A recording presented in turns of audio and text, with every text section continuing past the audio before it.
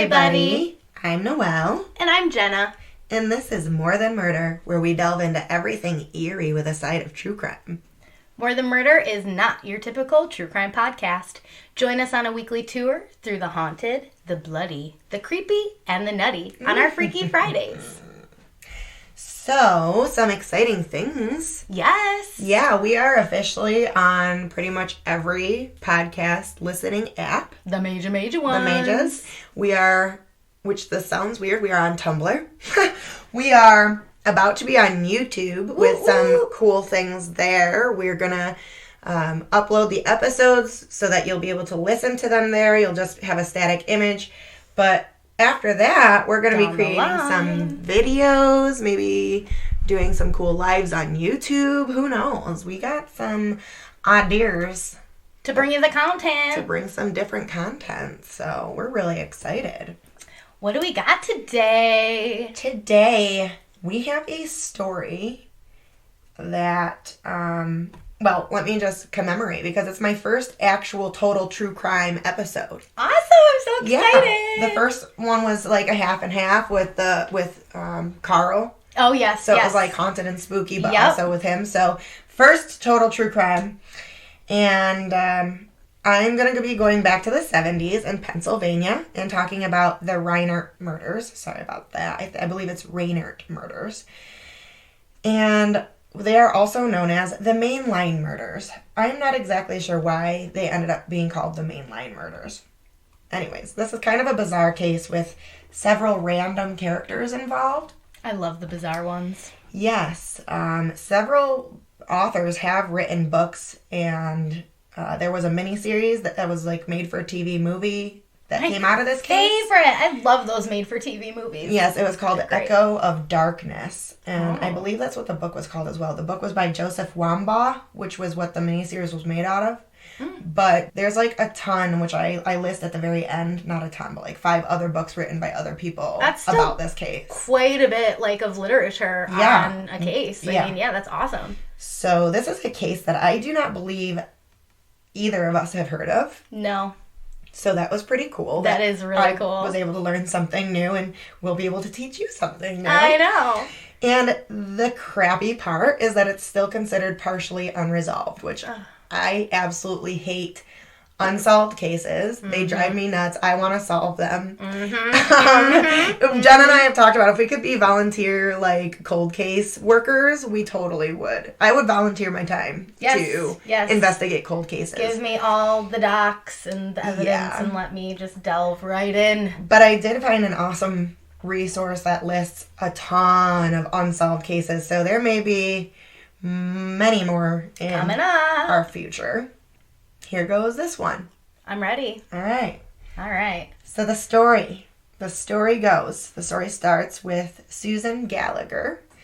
She was born in northern Pennsylvania in 1942 in a small town called Ridgeway, and her parents had super regular jobs. Her mom was a teacher and her dad was a business manager for a newspaper. As a young girl, Susan had aspirations of being just like her mom and becoming a school teacher as well. Once she became of college age, that's what she decided to go to school for. She started working towards an English degree at Grove City College. From what I can tell is that she attended Grove City all the way through her bachelor's degree before moving to Penn State in 1966. So while she was attending Grove City College still, she met her future husband, Kenneth Reinert. Reinert at the time was enlisted in the U.S. Air Force. The two of them dated as undergrads throughout the rest of Susan's education until 1965, when Susan would graduate from Grove City, and then they decided to get married, and she became Susan Reinert. So it's the Reinert murders or the Mainline murders. All right. So it sounds like a super normal relationship, meeting at school, dating, getting married, so on and so forth. Oh, yeah. As many military families do, the couple began moving around to different bases around the country. Yep. They first moved to Sacramento in California, Rome, New York, and even did a stint in Puerto Rico for a short time. Despite all their moving, Susan became Susan became a well-known English teacher wherever they were based.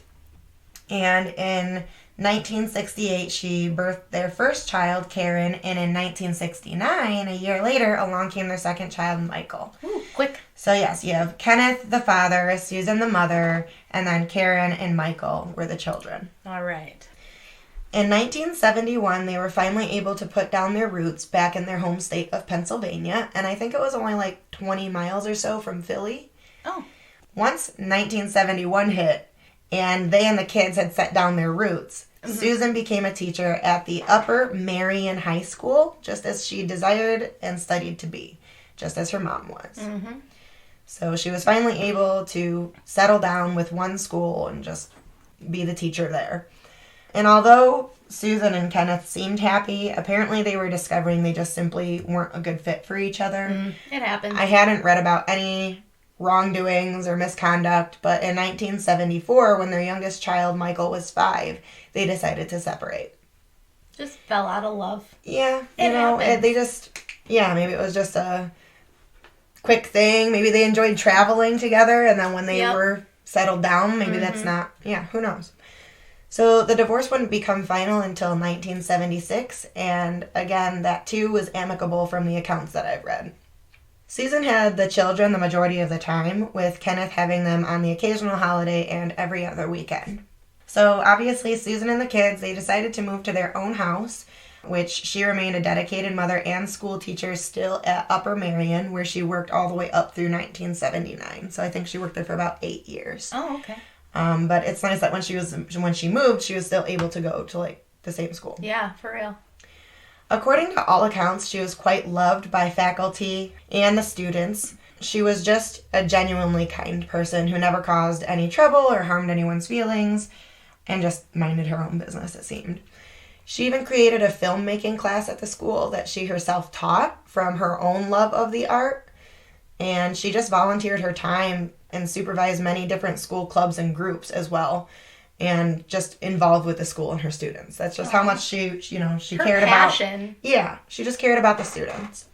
Speaking of being adored by faculty, Susan began dating one of her fellow coworkers who was also an English teacher, William Bradford. Susan actually began seeing Bradford in 1974, just before officially divorcing from Kenneth. Okay. And that may have been what actually caused the official divorce. So it wasn't like a monotony. It was like, oh, I'm kind of cozy with another teacher at the school. But it didn't seem like there was any hate because of it. They were just like, okay. I mean, this is the 70s. You gotta remember. Well, he might not have even known. Until after. Who knows? Yeah, he might have just thought, oh, now she's in a relationship with someone else, and it's a normal thing. Well, they did try to keep it on the DL. Like, that's what that teacher was about. I'll get into that in a second. Oh, lordy. So, according to an article from Twisted Philly, Bradfield, who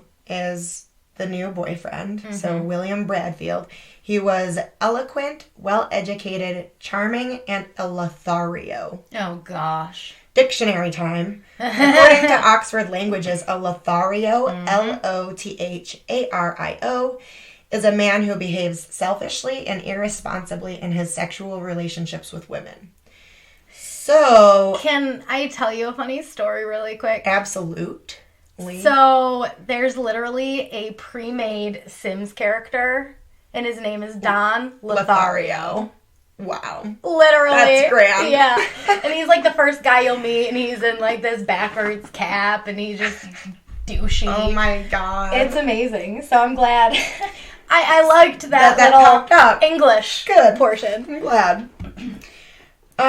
Yeah, so after learning this definition, it was not surprising to me that Bradfield was also in another relationship with a woman for like quite a while, who was also another English teacher from the same fucking school. Oh my gosh. So you'll find throughout the story that we have a group of English teachers from the same school. They have like a little English teacher club. Kind of. It's like weird. Isn't there a saying, like, you don't shit where you eat or something like that? Like, come on. I don't know, man. I know. You're going to get caught sooner or later. Well, Susan already knew. She was Was she okay with it? No. Okay. He convinced her, tale as old as time, that he was going to end his relationship so he could remain with Susan. Of course. Yes. What Susan didn't know is that not only did he have that English teacher, but he also had several other women that he would casually see at the same time as well, being a Lothario. Yeah, he's a Lothario. So that is Bradfield. Great guy. Terrific. Despite the knowledge of the longtime girlfriend, Susan continued to see Bradfield, but they managed to keep the relationship a secret for the most part. She apparently believed that he was, like, gonna be her fiance or was, like, now his fiance. I guess there were times that maybe they had talked about marriage and stuff. And he might have been, giving her false, like, well, when you say, I'm going to leave promises. my longtime girlfriend so that I can be with you forever. I'm going to marry you, And he might have even one night just been like, oh, marry me. Yeah. So ever since divorcing from her first husband and the father of her children, Susan had been a member of an organization called Parents Without Partners. She was supposed to be speaking at some sort of conference there on a weekend. Okay. It's said that investigators found out that when she was trying to find someone to replace her for speaking at the event, and she tried to cancel. For some reason, she tried to cancel. Huh. So on, let's see, this was supposed to be taking place on Saturday, June 23rd. And Friday evening in June on the 22nd, this was in 1979, she and the kids packed into her orange, keep this in mind, orange Plymouth Horizon hatchback and headed out. Okay. The conference, like I said, wasn't until Saturday morning. It's rumored that she and the kids may have went to Bradfield's house, but that was not all across the board.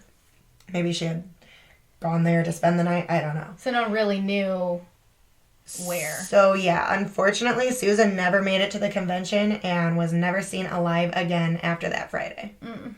The kids were also never seen again, either, like, alive or deceased. So they were never found. Oh These my kids God. are never found. So what the hell happened? Yeah. Right? I'd Like, all of to a sudden, know. it goes from hunky-dory and everything's great, fine, yeah. and then all of a sudden, she's going to go to this conference, and nobody sees her again. Oh, gosh. Or the children. So it's like, okay, that was a, like, quick turn of events. Yep. So... There one day, gone the next. Yes. On June 25th, 1979, 3 days after that Friday night, so it would have been Monday, a man cutting through a parking lot in Harrisburg, Pennsylvania, saw what he thought was an abandoned car parked with its trunk left open. Naturally, the man went over to look inside of the abandoned orange Plymouth Horizon hatchback. Oh, boy.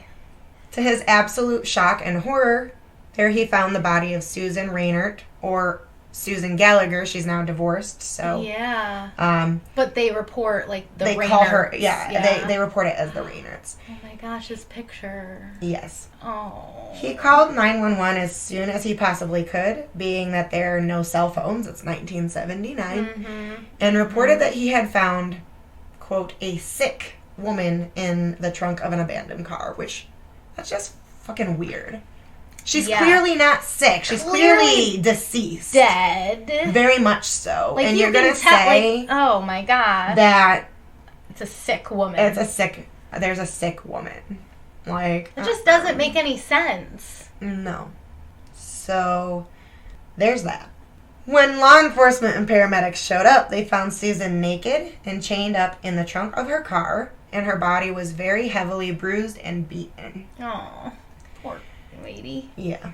Her children were nowhere in sight and nowhere to be found. And at this time, Karen was 11 and Michael was 10. So I'm just going to go ahead and get into the suspects in the investigation because it's just so strange. You have this happy lady seemingly enjoying her life or whatever's going on. Yep. And then all of a sudden she's in the car or in the trunk of her car. And the kids are just gone. The kids are gone. And that's all we know until you get into the investigation. And she was very, she was brutalized. Yeah. Yeah, it's not like she was placed in there night. It looks like she was just chucked in there. And they just left the trunk open, too. Like, they didn't try to, like, no, hide anything. Yeah, super That weird. is really strange. Okay, let's begin the investigation. Begin the twisted tale. Investigators discovered that when Susan left Friday night, she was supposed to be going to a hotel near Allentown where she was giving the speech. The hotel was the George Washington Motor Lodge. That's where she was supposed to be going. Okay. Instead, her car with her body in the trunk were found in Harrisburg, Pennsylvania, at the Host Inn motel parking lot. Huh. So, like, just a completely different town and a completely different motel parking lot. So, some strange info the investigators found out that makes the whole thing even more confusing. As I said before, Susan tried to cancel her appearance at the convention for that Saturday morning. Mm-hmm. So why would she even be driving that way? Well, we'll get into that too. Oh, gosh. So that's one of the only things that's answered. I don't think that she was able to have somebody replace her at the convention. So okay. She told whoever she was talking to that she had an appointment on Friday that might make her late or delayed. Nobody knows what that's about. It doesn't appear that she was able to cancel because the venue marked her as a no-show for the convention. Okay. So I'm wondering if maybe nobody was able to replace her and they're like, could you please just try to get here? Well, yeah, if she's calling so close to something that's probably been planned, she already has a room. This gets stranger. She even called the George Washington Motor Lodge where she was supposed to be staying and canceled her stay there as well for Friday night. So where was she going? Even though she packed her kids up. Right. So that's why people are like, did she spend the night at her boyfriend's? Did they go see the dad? Like... And that has to be what's hard to solve because you have that large missing piece of where was she going? What was she doing? Yeah. Was this planned? Like, yeah. Oh my gosh. The weirder thing is that they found out she was canceling these things in the middle of the week. So it wasn't like she called Friday and was like, I can't come, or... Yeah. It was like she was planning to not go. Uh-huh. But then she left somewhere. And let me warn you, not all these questions are answered. An unsolved case sucks. I believe like, they are not answered. There are loose ends, okay? No, I don't like the loose ends. I don't either. Investigators searched for the children who clearly were not in the car. They questioned their babysitters, visited places they thought they could be, but there was no trace. Like, not a single trace of where those kids went. Yeah, it's not like the kids got away and, like, ran, like, oh, let's go somewhere where we might know somebody. Right. Or maybe mom had dropped them off at a babysitter's before going to her boyfriend's or wherever the F she went. Like... Now, I don't know, did they find luggage or anything like that in the, like, where they packed up? I don't think so. They didn't say anything weird was found. From what I saw, she just packed the kids into the car and went. Okay, just a normal outing. It wasn't like they were going somewhere. Yeah. Okay. At this point, because there were several locations in PA that she was supposed to be and where she was actually found, there were several departments involved in the case, of course. So there was the PA State Troopers. Jurisdiction. Troopers from a Belmont barracks. And then other detectives and officers from around the Philadelphia area. Oh, my gosh. So it's always hard to get stuff done when it's, like, different departments. Yeah. And across different jurisdiction lines. And then back in the day, it's even, like, you know, things are slower and to get the information to those places. Mm-hmm. Oh, man. So doomed from the start. Yeah. Doomed from the very start. So, of course, there was an autopsy performed on Susan by a Dr. Bush in Dauphin County. Due to Susan having a covering of duct tape over her mouth, the examiner could not be positive if it was a suffocation or strangulation, but the cause of her death was definitely Susan being unable to breathe in some way. Yeah. They don't know if it was like, because she was already beaten. They don't know if it was her being choked or maybe somebody literally just plugged her nose while she had duct tape on her face. Yep. So, you just don't know. Oh my gosh, sounds like a brutal way to go. I know, and there's still yet another question that would not be able to be answered for this woman. Yep. So he also concluded that her body when it had been found, she was dead for approximately 24 hours. So the anonymous caller reported her on Monday around 5:30 a.m., and Dr. Bush said she had died between 12:15 and 6:15 a.m. on Sunday morning. How did nobody find that vehicle? Maybe it wasn't there yet. I don't know. True. That's very true. They could have done it and then put it there Monday morning or something wonder, overnight. too, like, the anonymous caller. Yeah. We don't even know anything much more about him. Yeah, maybe he did it, or that person did it. Yeah, whoever found her it was. sick in the car. Yeah, because that's a weird thing to weird. say. And then I'm anonymous. Yeah. Like, and then gone. He probably wasn't at the scene when they arrived. Yeah. No, So- I don't think he was. Oh, no, From what I can no. tell. He pieced the F out of there. He's like, I did this, but here you go. Yeah, it's just, there's nothing. She didn't go to the so she went from Friday night, Saturday night, to Sunday morning, Or, yeah. and didn't die until Sunday morning. So what was happening to this poor woman? Well, she was beaten. She was and getting bruised. tortured. Yep. Where are these kids? Yeah, where are these kids? God. It's God. so This is a spiral case for sure. yeah, it really is. Like I said, it's just it wasn't even like the murder that took so long to research in this case. It was the craziness surrounding it. Like, okay, so there's the summary of the timeline. She was last seen on Friday, canceled her hotel for that night, no-showed for her appearance on Saturday morning, was murdered at some point between 12:15 and 6:15 a.m. Sunday morning, and then was found in the trunk on Monday morning around 5:30 a.m. Just so we all can remember that, because There's so what much. the fuck, yeah. Months after the examination of Susan's body. Months. Don't know why. Yeah. You did this autopsy. Yeah. Why months later? Again, it's the 70s. Stuff might move slower. Yes, that's true. It That is was very true. declared that the examiner found, like, super high doses of morphine in her system. So high that a state official reported to the Philadelphia Daily News that, quote, the morphine itself could have killed her 10 times over. Oh, my. My only hope is that she was already unconscious from the morphine before any of the beatings or actual death occurred. Investigators checked with the hotel staff, and they confirmed that neither Susan or the kids stayed there that night. Investigators also couldn't find some of Susan's belongings that she needed for every day, like her glasses. Because and if you look at her pictures on the picture docs, you'll see that she did wear glasses. Yep.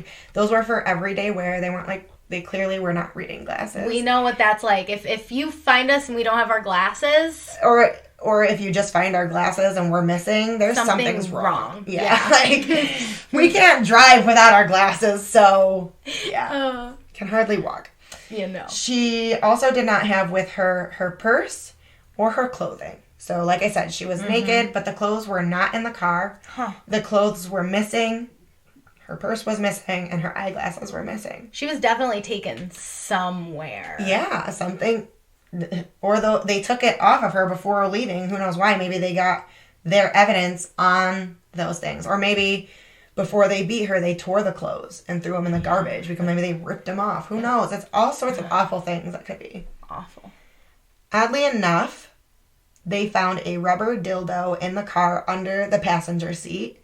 As far as I'm aware, there is no evidence of sexual assault, but it's clear that Susan wouldn't just be driving around with like a rubber dildo in her car. What? It's just That's bizarre. bizarre. Okay, this is just bizarre.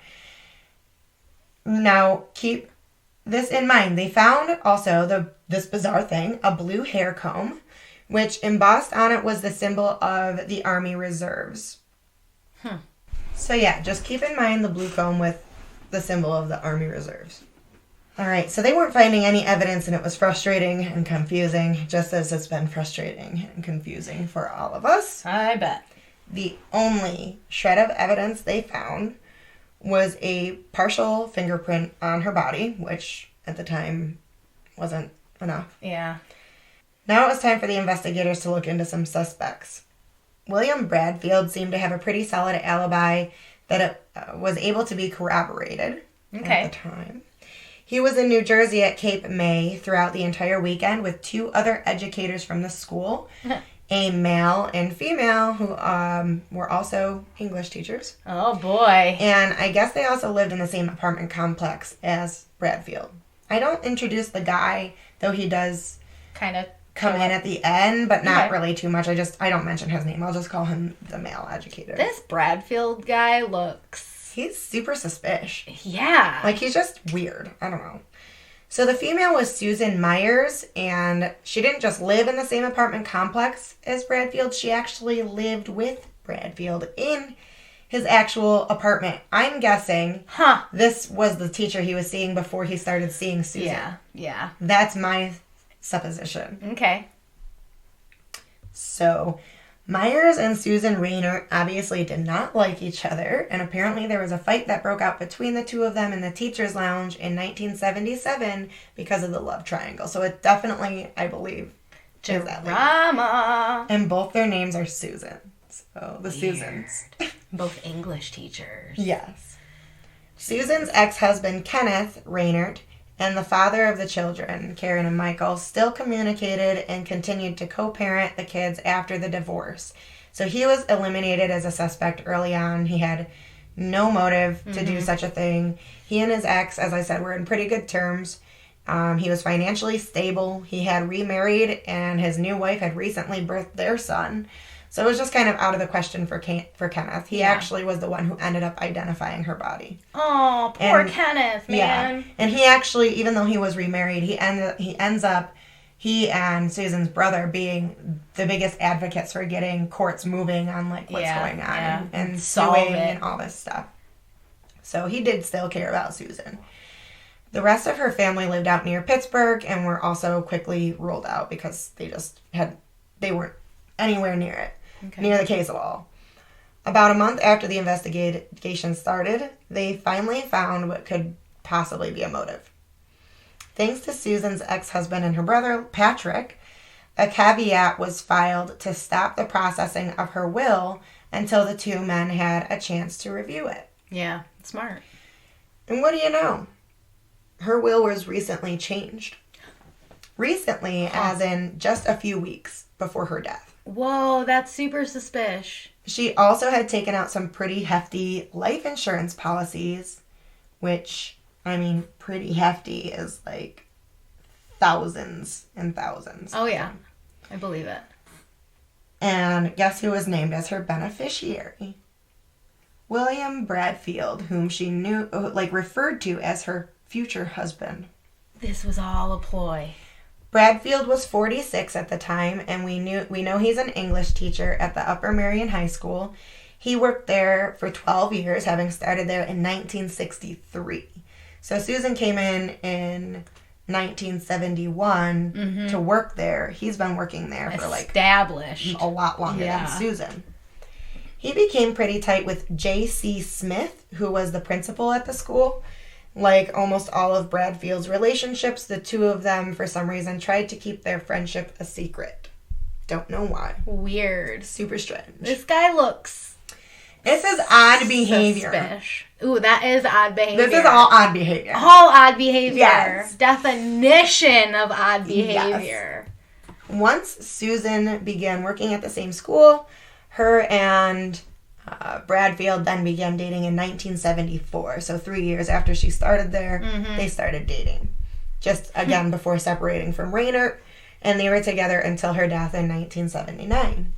But as we said before, he wasn't faithful at all to Susan. And Susan was even, the other woman to the teachers at school. Yeah, yeah. I mean, it's just...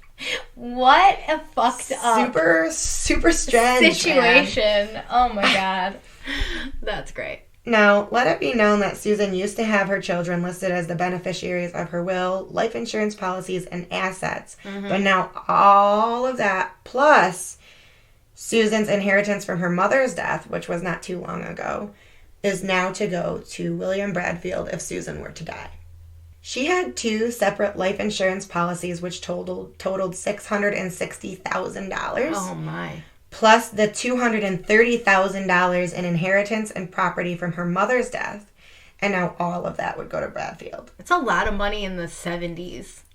That's going on $1 million soon. I mean, that's a lot of money now. But imagine boy.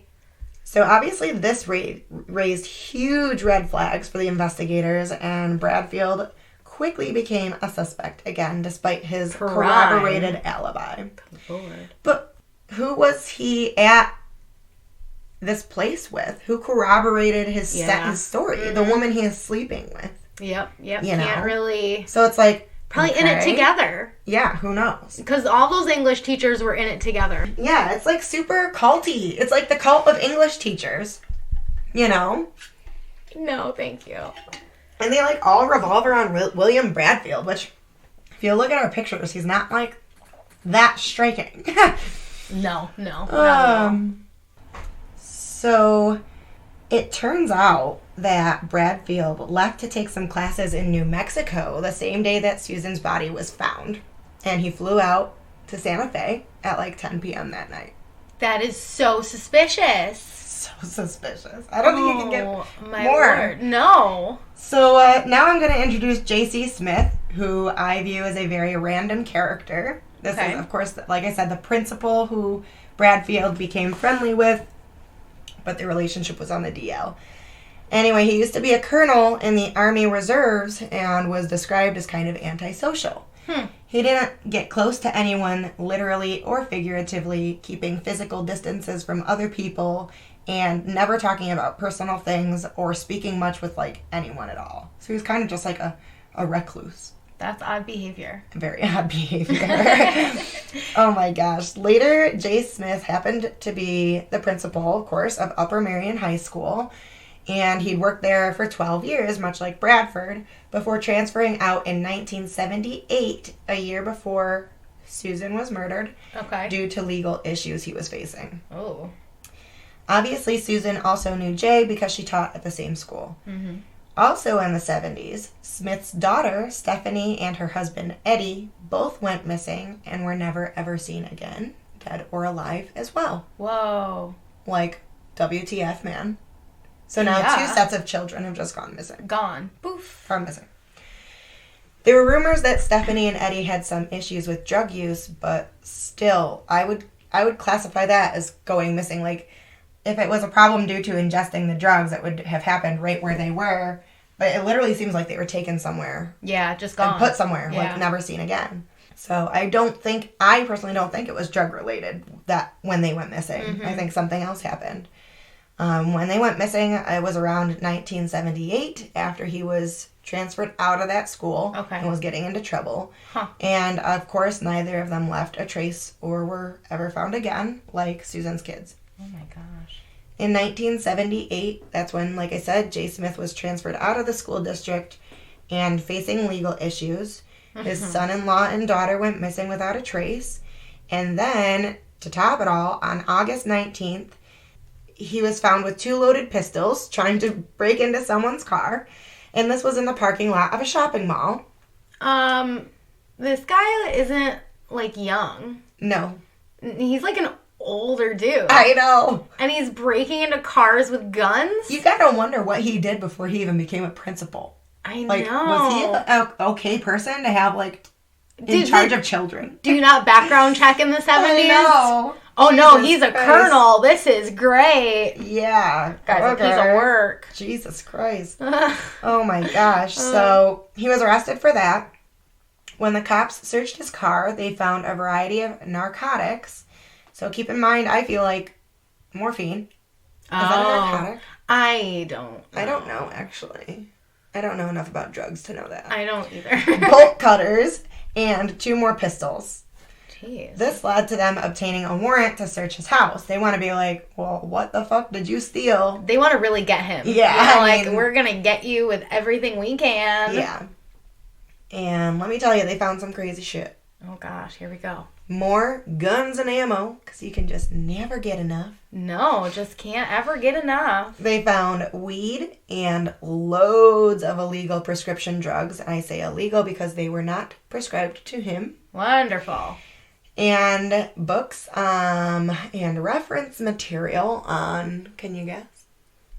Can you guess? Murder? Bestiality. Oh. Bestiality. Yeah, so Ew. I read in this particular article, according to the Associated Press, that Smith wanted to turn dogs into, quote, sex surrogates. No, Poor that's dogs. where Poor dogs. That's revolting. So just keep all that weirdness in mind. Like, he's just this guy's freaking weird. I'd say. So they also found a security guard uniform. This is important because apparently years prior, meaning while he was still teaching. Principling. Yeah, principling, that's right. Is that even... That's the new word for it. Principling. Principling. There was a guy pretending to be a Brink security dude and had a string of robberies and like tens of thousands of dollars from armored vehicles. Oh my God. Yeah. So, who knows what happened with all that money. This guy's a badass, isn't he? So, obviously, they took him to court for the drug charges. They couldn't really prove anything with the Brink costume or uniform, I should say, but obviously... They couldn't find the exact stuff that was stolen, of course. So, when he went to court, they actually had his friend, William Bradfield, testify for him. Oh, of course. Of course. Of course. So, they are just besties. Besties! So, here we go. Along came June 25th, 1979, when Susan's body was discovered. Mm-hmm. And that very same day, Smith surrendered himself to the state so that he could commence his prison sentence of 2 to 5 years for the drug charges. And this was only about 5 hours after Susan was found. Suspicious. Are you joking? Super suspicious. No, they both just up and leave. One fucking submitted himself to prison and one across the country. Yeah.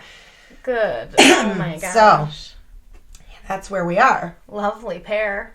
So as we just reiterated, William Bradfield, good old Bill Bradford, he leaves the state the night Susan was discovered.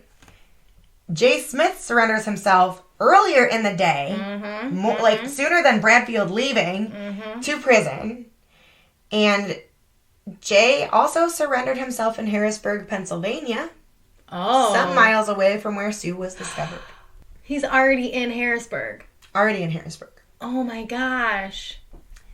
Which was where he needed to go, so it's like opportune. Whoa. Yeah. Huh. All right. Prime suspect. So they're realizing, they see that William Bradfield is his friend because he testified for him for the drug charges. The only person, because this guy has no other friends at all. Yeah, right. But they don't know yet. I mean, that was pre-Susan perishing. Yes. So true. So when he surrendered himself, he was again questioned. And investigators started asking him kind of like where he was that weekend before he turned himself in. Mm-hmm. And he couldn't say or provide a solid alibi as like what he was doing. So, which honestly, I realized that I couldn't prove. And I'm like, he's at home watching TV. I mean, but... My husband being there, yeah. Yes, like Sean could corroborate for me, Gustavo could... Come on. Who believes husbands and corroborate? Like, duh, obviously they would probably stick up for us. Well, quite honestly, right now they can track our little cellular devices. Yeah. And show that my ass is in Cohocton. I know. Every single night. Every day. With my husband's doors are locked. Yeah, exactly. Oh, creepers. The creepers. Oh, God. Unfortunately, there is really nothing else to connect him to Susan's case until they re-examined what they found in Susan's car and that blue hair comb. The hair comb that was embossed with the symbol of the Army Reserves. Okay. That's when they started putting connections together because if we remember, Jay Smith was a colonel in the 79th Army Reserves Command, and that was the same symbol on the comb. It has a luscious head of hair. Yes, his luscious hair. Let me just click up my picture doc so I can remember here with the...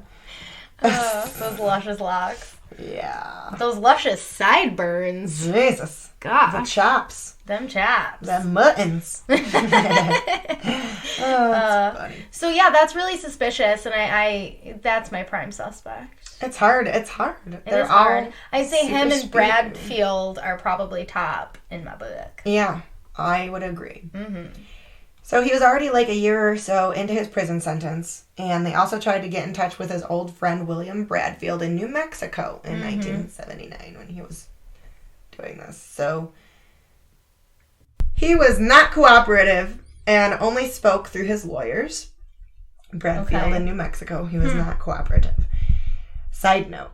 I guess fellow coworkers and friends of Smith called him the Prince of Darkness because of his armed robberies, drug use, and they I think, suspected him to be the murderer of Susan. Okay. I don't know why. But there was also the bestiality thing and various wild accusations that Smith and other educators at the school... English teachers to be exact... participated in satanic occult stuff. These people said, like, sacrifices and stuff. Huh. Okay, so first you have a bunch of English teachers. Weird orgy English teachers. Yeah, they're like sharing always together. It seems like they would be having It's like orgies. They only hang out. It's like the history teachers only hang out, the English teachers only hang out, PE only, like, that doesn't actually happen. Yeah, super Apparently it strange. does under this weird principal. Upper Marion High School, right? In the 70s. Don't go to that one in the 70s. Don't go to any schools in the 70s. Oh, God. So, I mean, they could have sacrificed the children. Because they just disappeared. Yeah. I mean, both sets of kids, whether they're 40 years old or 11 and 10. And I mean... maybe, Susan wanted to, like, get out of that. And she was like, I'm not down with this. And they're like, well... We gotta get rid of sacrifice. her. I don't know. It's just kind of weird. It is kind of weird. And it seems like maybe, like, because you can't find the children, but you find her. She just shows up and she's, beaten and bruised and dead. And now I'm well aware that satanic stuff is often quite misunderstood. I don't want to get... anybody confused on that. No. I participate in occult stuff. Yes. Classifying myself as a pagan Wiccan. So I don't want anybody thinking there's any judgments being made. I am legit reading what I have been learnt from the interwebs. Yes. This is what the teachers and staff had said. They said that they thought they were participating in a, quote, satanic cult. So that was like... That was a big thing at the time. Yeah, like a lot of people, it was pre-satanic panic, I think, and that was kind of when they took it a little too, with like... Manson's and Helter Skelter. That was 69, like it's all just been... After that, it was like... And no, like you can be a practicing Satanist. Yeah, the Satanic Bible actually... It's peaceful, it's beautiful. It's not what people think it is. No, not just like That's Wiccan and paganism. It's completely, Luciferian might be different, but... Because there's Satanism and then there's Luciferianism. Yes, you can... There's always things that you can take extremely. From all of them. Extreme, yeah. There's always going to be people who take any religion to the extreme.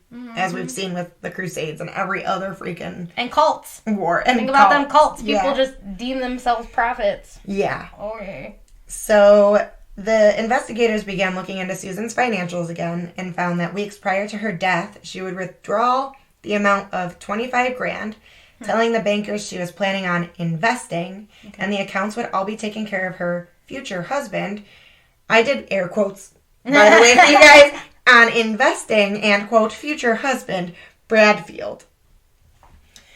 Apparently, he was convincing her, this poor gullible woman, I feel so bad for her, was convincing her to buy stocks and bonds from him that were actually fake, pocketing the money, saying that it would help them with their wedding in the next year and maybe even move to England together. This guy, oh my gosh. Promise upon promise upon promise. That he never intended to follow through on. Robbing her. Robbing her blind. Yeah. Wow. Well, Susan's ex-husband and brother, they were not having any of this. Good. And not giving up on finding out what happened to Susan and the missing money. Bradfield was called to testify and answered no questions, but diverted them to his lawyers, of course. So now, I guess Bradfield's apartment had surrounding areas that were like wooded. So they had like foresty areas around the apartments. Okay. And those were searched before he was called in and nothing was found. They were searching for these kids, like I said. Yeah. So when Bradfield was called to testify again, this time he denied ever even having a real relationship with Susan at all. Are you joking? Yeah.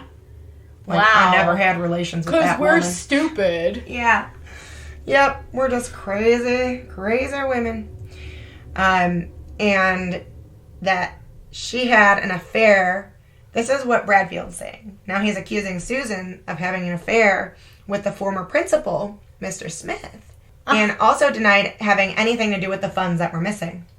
So now he's pinning it, basically, like, trying to steer it towards... in a different direction. Smith. Yeah. And, like, bringing down her character, basically. Mm-hmm. Garbage. Mm-hmm. Even though he's the Lothario. Lothario, yeah. Yeah. Classically described as one. Self-proclaimed. Yeah.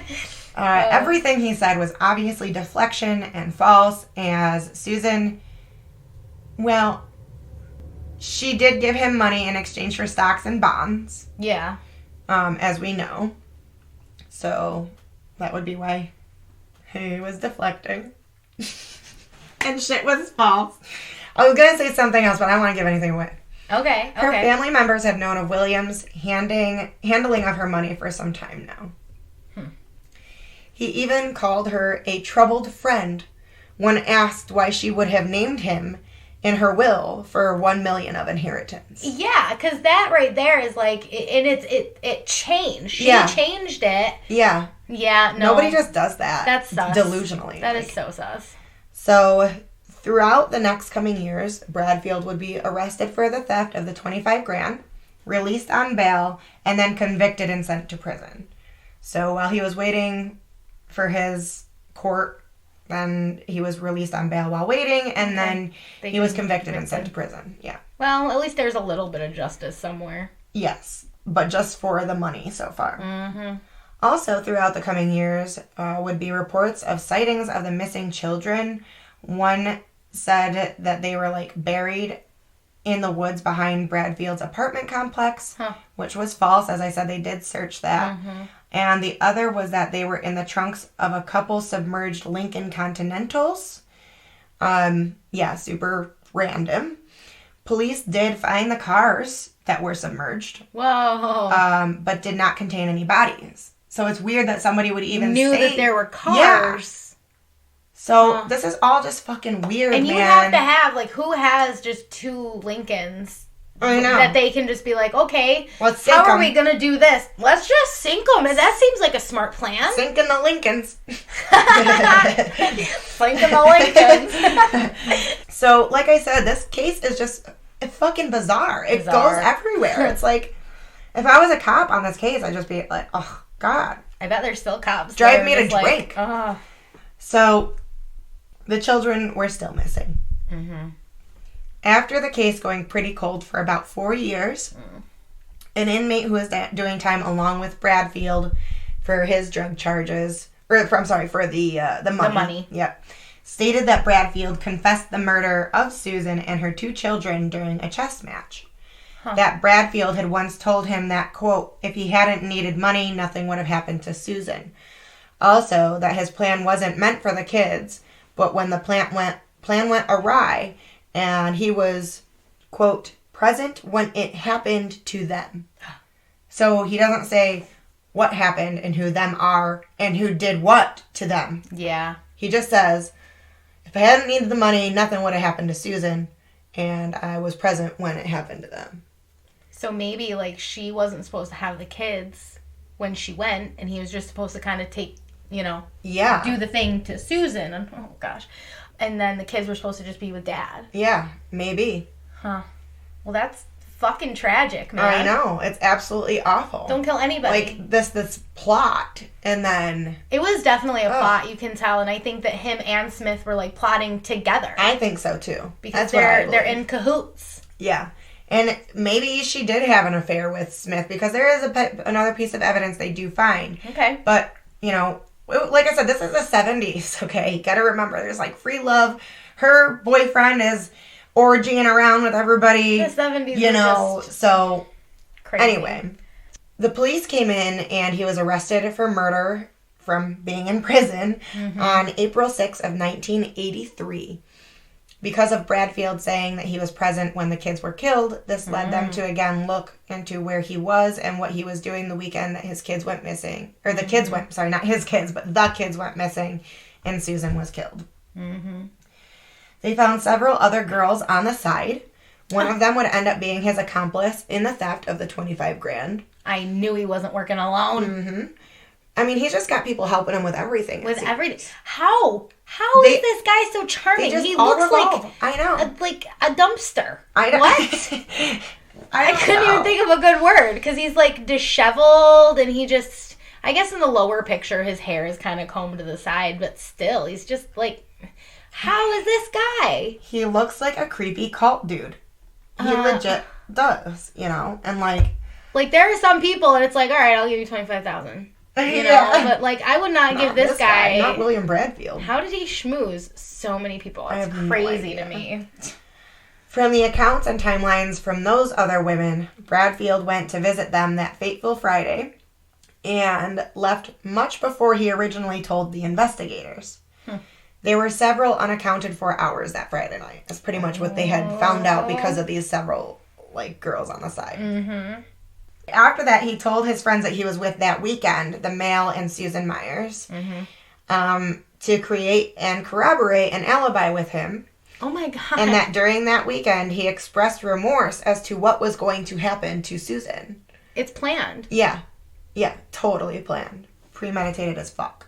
Uh-huh. Eventually, with his arrest for theft, he began to question the loyalty of his friends and started physically threatening all of them, even his mistresses. Oh, my God. So this guy is so toxic that he just flips everything on everybody. He's a narcissist. When it starts cracking, he's going to get mad, and he's going to, you know... This is ridiculous. Well, this led every single one of them to testify against him and even work with investigators on trying to solve the crime. Good. The trial was difficult with the lack of physical evidence. It was based mainly on witness testimonies. Prosecutors asked that if the man was found guilty, that he would receive the death penalty for the murder of Susan and her children. They're just considering the children dead. Yeah, I mean, it's hard without, you know, the physical bodies, but... They're just, and nobody has seen them. And they still haven't, I mean, in 2020, they still have not. Nobody has even reported sightings of them. So they're gone. Little babies. Yeah. All his friends who were to testify against him put the blame of the murder. So while they're testifying against Bradfield, they're putting the blame on Jay Smith. Yeah. Saying that they heard from Bradfield that Susan and Smith had a relationship years ago. And that's probably what caused this. Mm-hmm. In the beginning of the end, Bradfield was charged with the conspiracy to murder all three people and was sentenced to carry out 3 consecutive life sentences for each murder. Okay. But the case was not yet closed. They still had to find out who the unknown co-conspirator was. So let's go back to the blue comb. Hot damn blue comb. Yeah. With that embossed emblem. Which has no reason being in her car. There's nothing else in her car. Everything else is gone but that comb. And it's probably like a fell out of the pocket type of thing. Mm-hmm. Now that they're put that together, okay, now they know all this information that Susan might have had a relationship with him. They go back to search the home again, looking for things that are more related to this crime now, rather than the theft and the drugs. And I mean, it sounded like when they went in there was just a shit ton that they were like, what the fuck? Whoa, we have so much on this guy that they're not looking at the little tiny details. Yeah, and like I said, then it wasn't even they weren't searching the house for a murder. They were searching for theft and drugs. Burglary and all that twisted shit. Throughout this whole episode, you guys, I have been hitting this table that we record on. Sitting too close. So, after searching Smith's home again, they were able to match fibers from a carpet in his home to, like, Susan's hair follicles. So it was like, somehow maybe there was part of her I don't really know how it works, but there was something on the fiber of the carpet that they were able to match from the DNA of her hair follicles. So like she was laying there fluid, or maybe a hair of hers, literally, or... Yeah, like she was laying on the floor.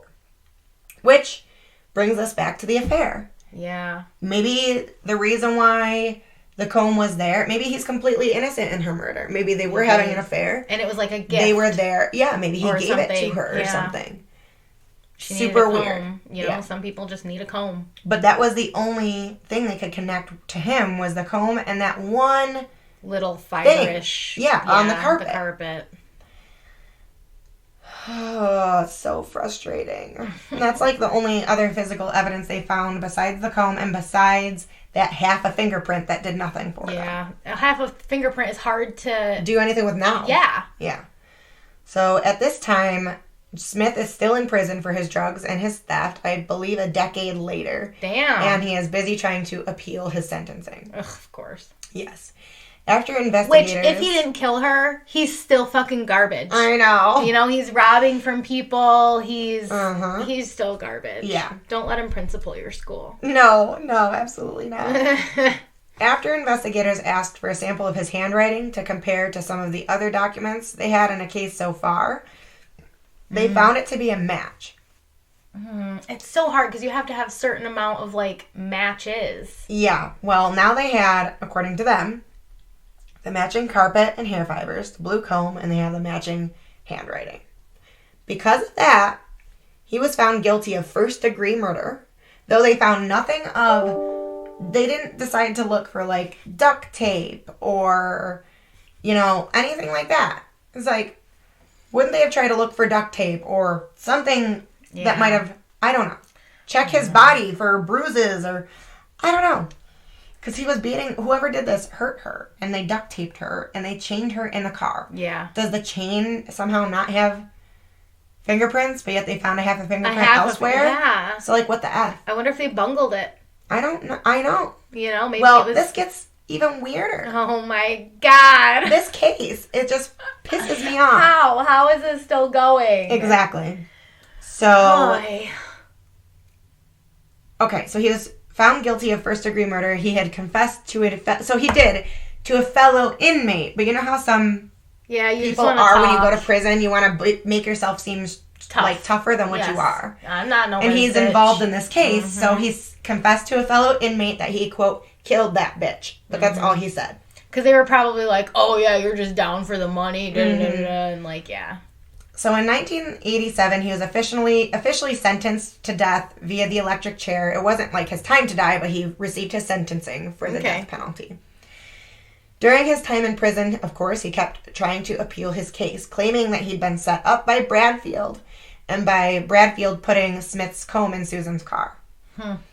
I can't say that that's not possibly true. I feel like this guy's pulling out and not having any friends hurt him. I think so, because Bradfield had so many people who did turn on him, but even after we're still like, no, it was Smith, it was Smith, it was Smith. Yeah. I'm still 50-50 on the fact that they both worked together to do it.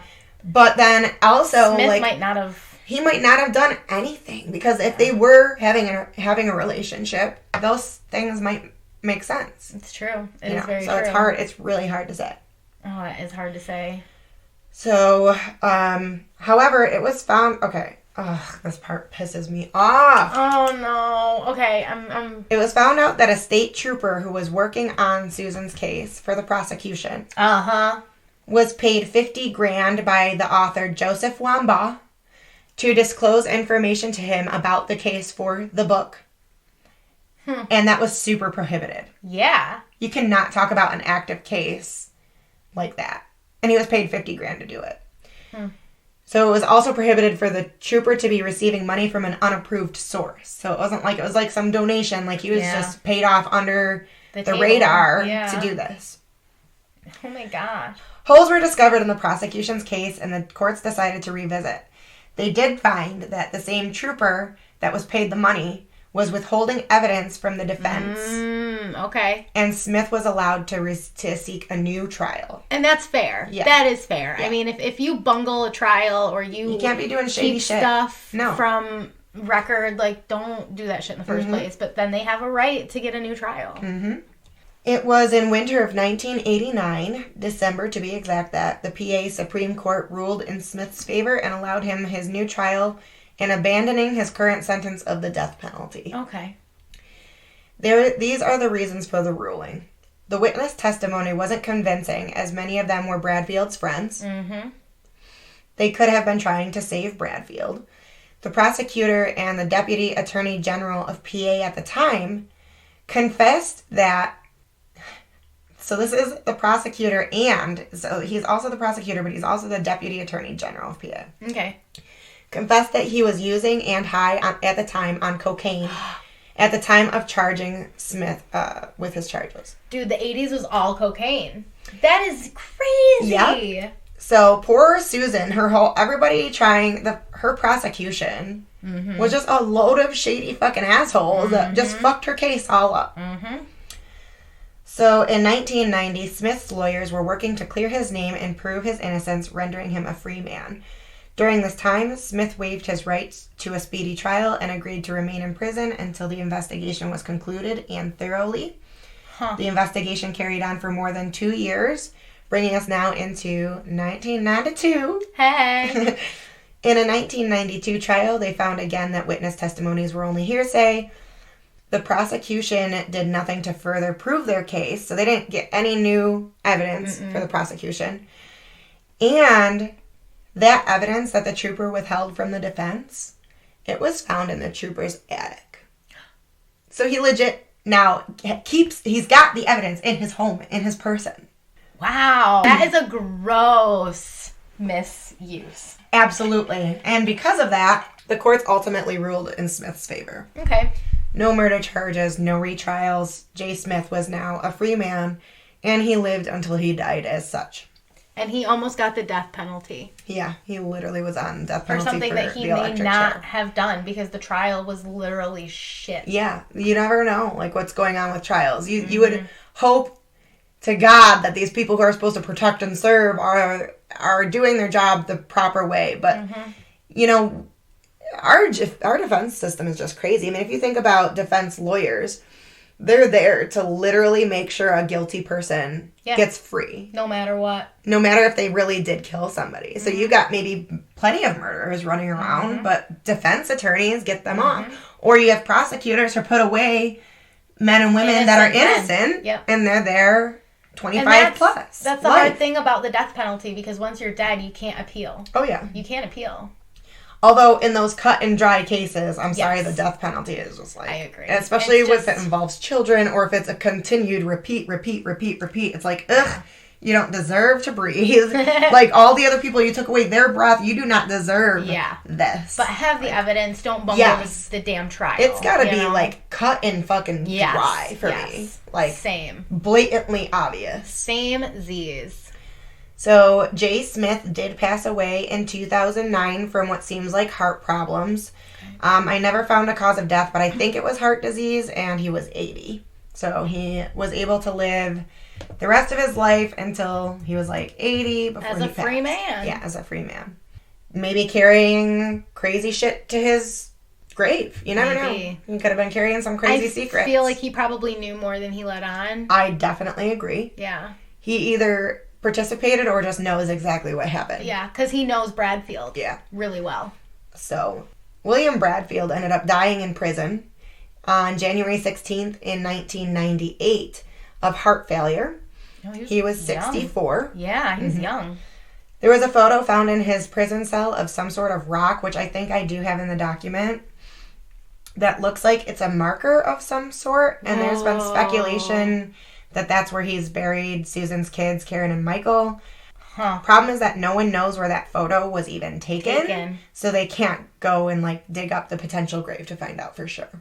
Which is super angering because he could have, I mean, that could have been it. Do it on your deathbed. Yeah. You know, like if you know that you're dying and you have this one secret, you aren't going to get in trouble for it. You might actually, if you believe in heaven, make your amends and go to heaven. But like, just write a little note where it is, the coordinates, whatever you have to do. Or just put it on the back of the picture. Exactly. Nobody ever found it until he was even dead. It's like, so like tell somebody. Write it on the back of the picture. Last breath. Grave. Do something. Yeah. Fucking shitbag. He's a shitbag. Shitbag. Fucking shitbag William Bradfield. Don't R.I.P. So, though Karen and Michael's bodies were never found, they were pronounced dead officially in 1987. Their father, Kenneth Raynert, passed away in 2002, so he lived to be an old man. Yeah. But he never really got closure on his ex-wife's death or his children's whereabouts or what their demise might have been. No one truly knows a single thing, honestly, with this case, to be honest. They know that Susan's dead, and they know that 2 people might have been involved. Yeah, but you don't know anything else. It's all very circumstantial. You literally don't know even how she died. Like, I am surprised that William went to prison for the rest of his life. Like, I'm surprised. Yeah. Because that must have been a really hard case to try. Absolutely. I mean... For the jury. It's unnerving, the things these men took to their graves. I mean, who was the one who really beat and murdered Susan? Who did that? Who put her in the trunk?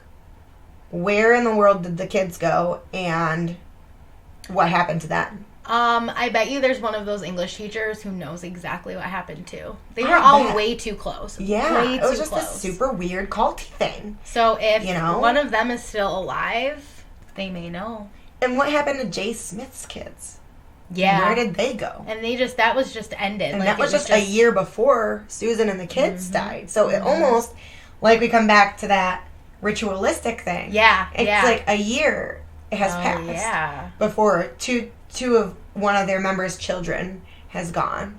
And now you have another year. And it's like, would that ritual... I'm curious to know if it would have kept going. Maybe because her kids weren't the target the first time, it was kind of hunky-dory. And then she was like, oh, shit. No, I'm not down with this anymore. Yeah. Who knows? Who knows? Of course, speculation at its finest. But still, you have to ask the questions because this case is bonkers. It's bonkers and upsetting because there's just no closure to any aspect. It's like you just have... Like, a spider weaves a web, but you usually have, like, a string connecting all the edge pieces. But no, it's just like they're left flaying in the wind. Yes, like, all them loose ends are just not tied up, and that drives me nuts. No clue. Man. So, there's so many unanswered questions, no answers to any of them. Hopefully, someday we'll find out what happened to Karen and Michael. I don't know how.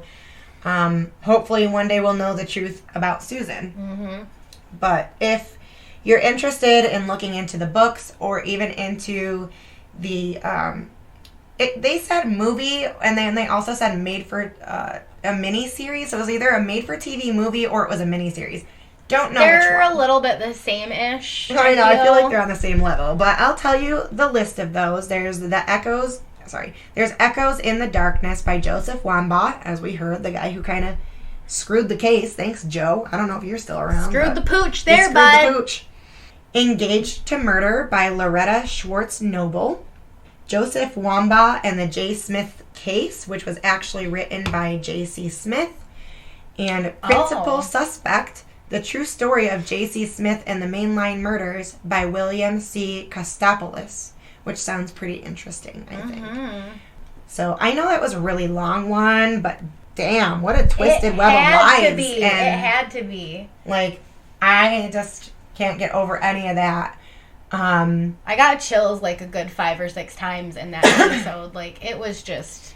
It's the bombshells that just kept dropping and dropping and dropping and dropping. And it's like, holy fuck. All the different directions you're going in, all the new people, like... I made a joke to her before we started, like, should I take notes? Because she said, like, it's just this weave of different people and different parts and different things. And you don't know. You have a dead... body, no children. The children are just poof, gone. No evidence. Not and even she a shred. was acting strange a few days before. Yeah, like what was that about? Was she?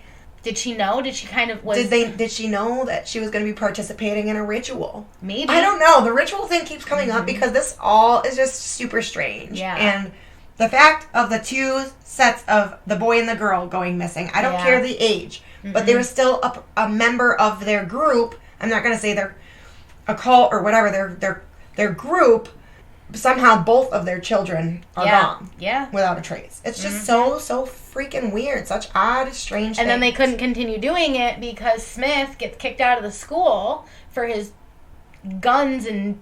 bestiality. And then you have William who flies across the country. Like, done, you know? Yeah. But yet he still has all those people just following him. I know. Good Lord. Well, stay tuned for next week, y'all. Yeah. It's gonna be that one's not fun either, guys. Yeah, it's gonna be another true crime. Sorry. And it's pretty what the fuck. Yeah. But I promise, the one after that will be a haunted one. Yes. So, but still, for all you true crime lovers, you had a true crime last time, you got a true crime this time, and you'll get a true crime next time. We got you covered.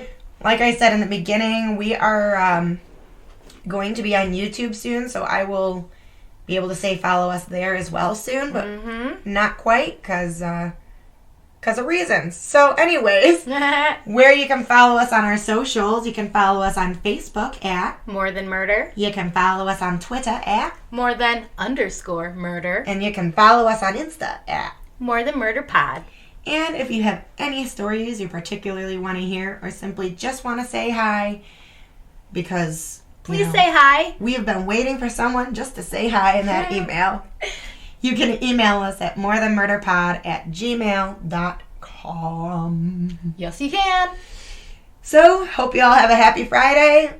Listen to some other podcast to cheer you up now. And we'll see you next week. See you next week, guys. Bye. Hey guys, this is Noelle, and I just realized that half the time I said William Bradfield's name, I said William Bradford. Duh. His name is William Bradfield. Apologize. Have a good night. Bye.